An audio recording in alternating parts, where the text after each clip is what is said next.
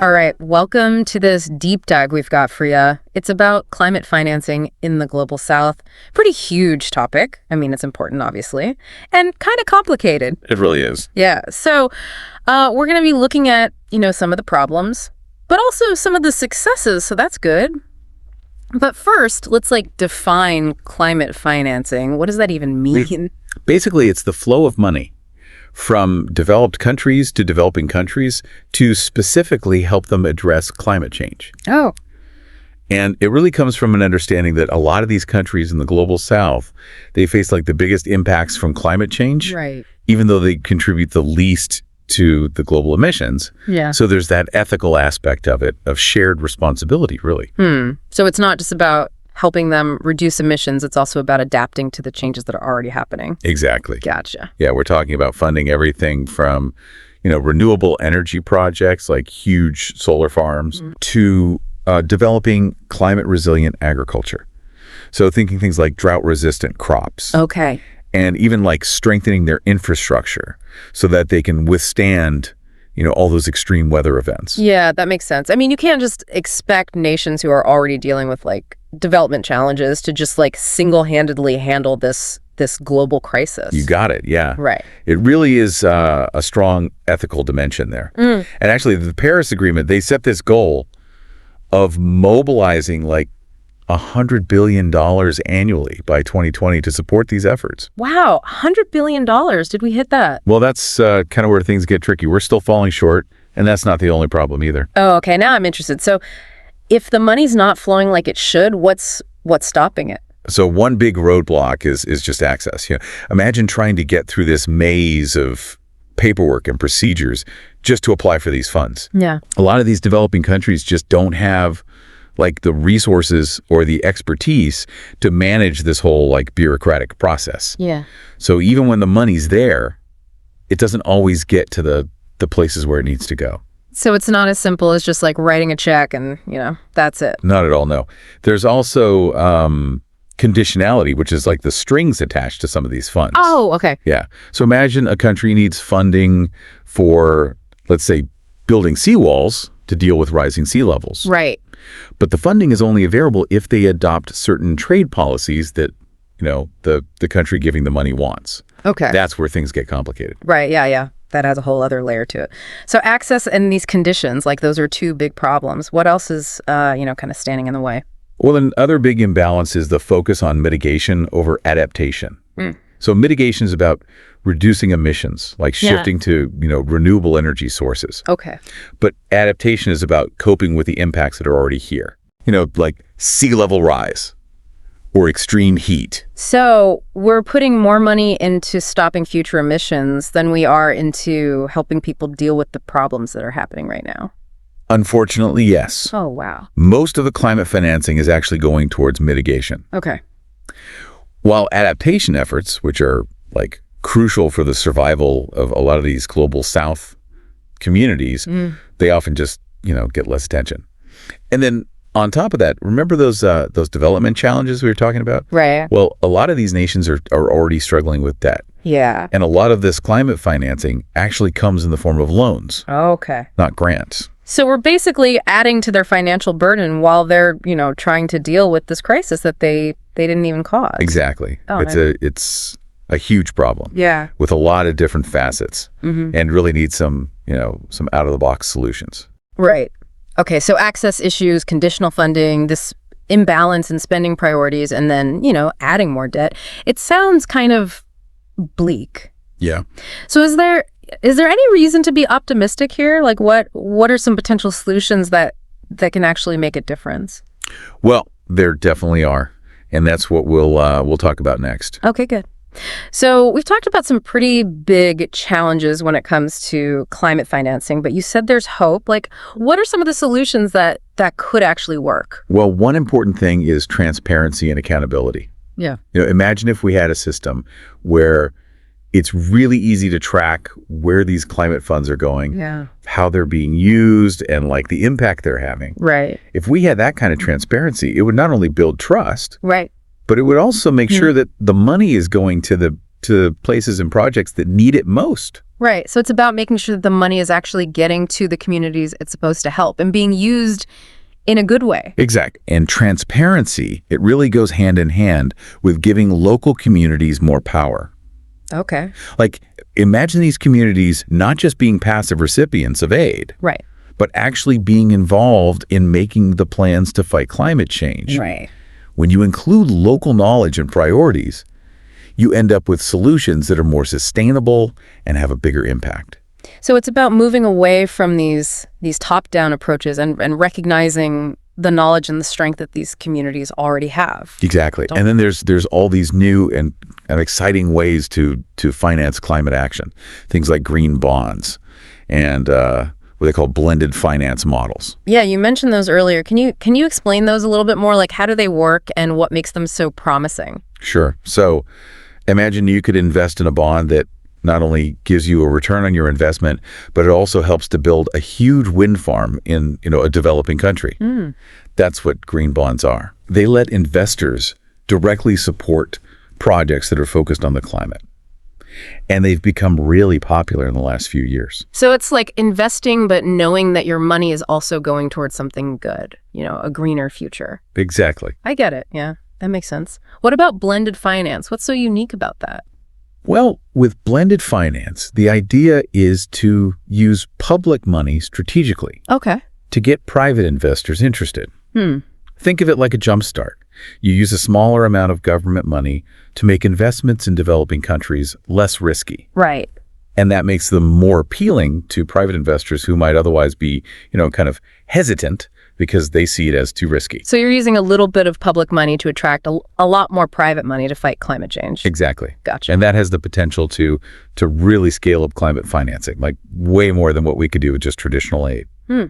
Yeah, that could be a game changer. Are there any other new approaches out there that you're excited about? Yeah, there's one more I wanted to mention. It's called debt for climate swaps. Okay. It's a concept that's gaining traction, and it could be a way to address the debt crisis and climate change at the same time. Debt for climate swaps. That sounds interesting. How does that work? So let's say you have a country that has a lot of debt. Right. Instead of making those debt payments, they could commit to investing that money in things like climate resilient infrastructure Okay. or protecting their forests. Right. It's a win-win because it helps both the creditors and the debtors. So it's like giving these countries some breathing room so they can invest in their future, but at the same time, they're also helping with global climate goals. Exactly. It's about seeing how all these problems are connected and finding creative ways to solve them that benefit everyone involved. Okay, so we've got transparency and local empowerment, green bonds, blended finance, and debt for climate swaps. These all sound like pretty good ideas, but are we talking about enough money here to really tackle this climate crisis? That's the big question. That $100 billion target we talked about before. Right. A lot of experts think that's just not enough.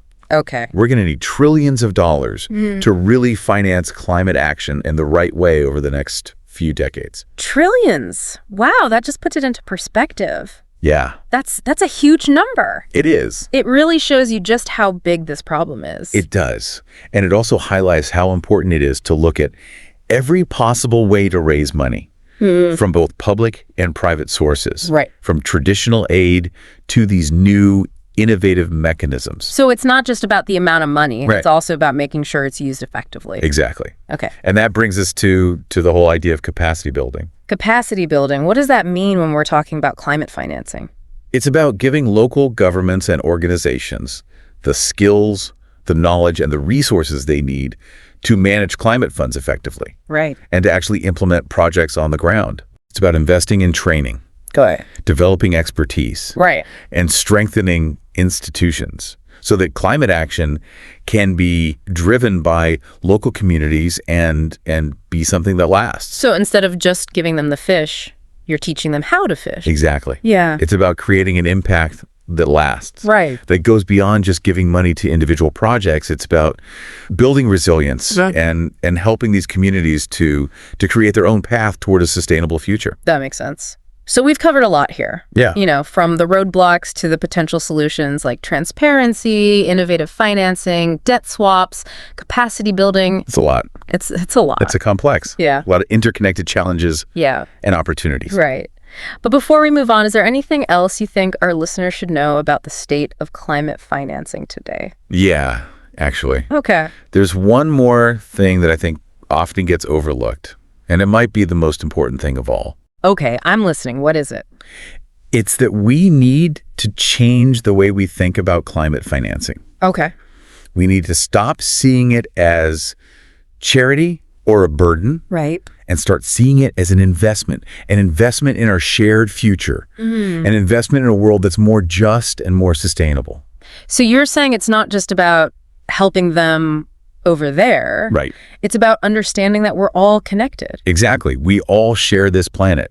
And the sooner we realize that, the better we'll be able to tackle this, this huge challenge together. That's a really powerful message. And it makes me wonder, are there any examples of this kind of shift in thinking happening out there? Yeah. Where climate financing is already making a real positive difference. Like stories that show it's not just some abstract idea, but something that's actually doing good in the world. Oh, absolutely.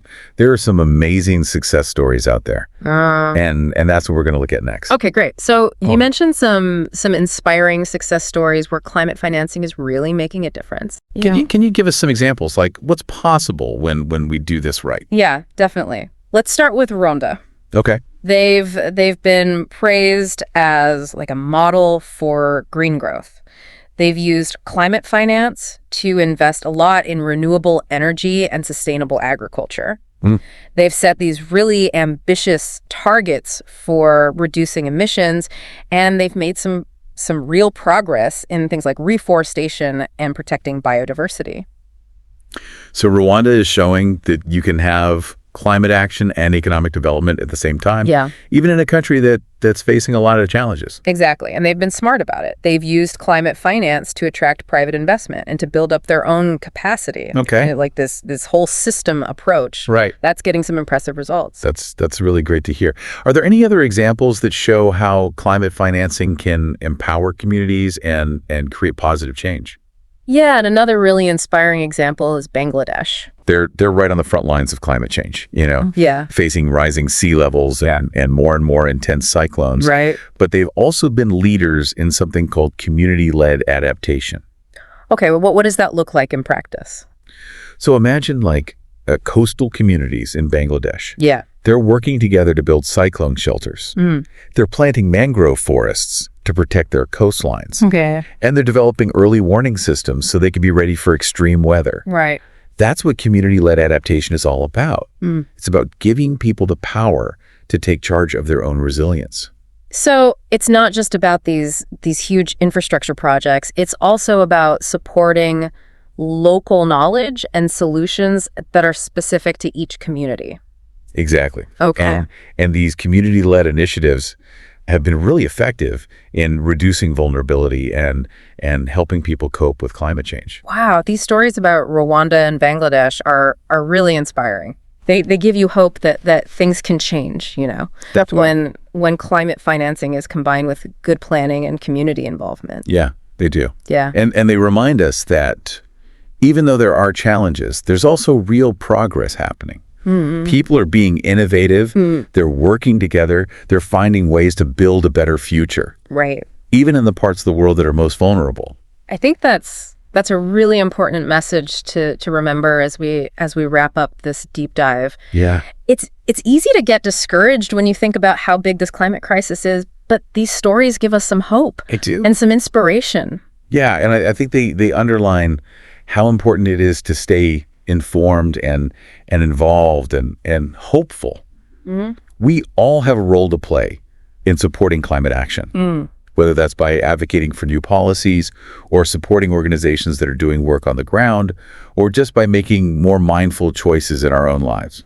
That's a good point. Well, this has been a really insightful conversation. We've talked about a lot. Yeah. We've looked at the complicated challenges of climate financing and the creative solutions that are coming up. We've talked about the need for transparency and accountability and giving power to local communities. Right. And we've been inspired by stories stories of resilience and progress from around the world. Yeah, it's been great to share these insights with you, and I hope our listeners feel empowered to learn more about this really important topic and see how they can help create a future that's more just and sustainable. Me too. So, to our listeners, thanks for joining us on this deep dive into climate financing in the Global South.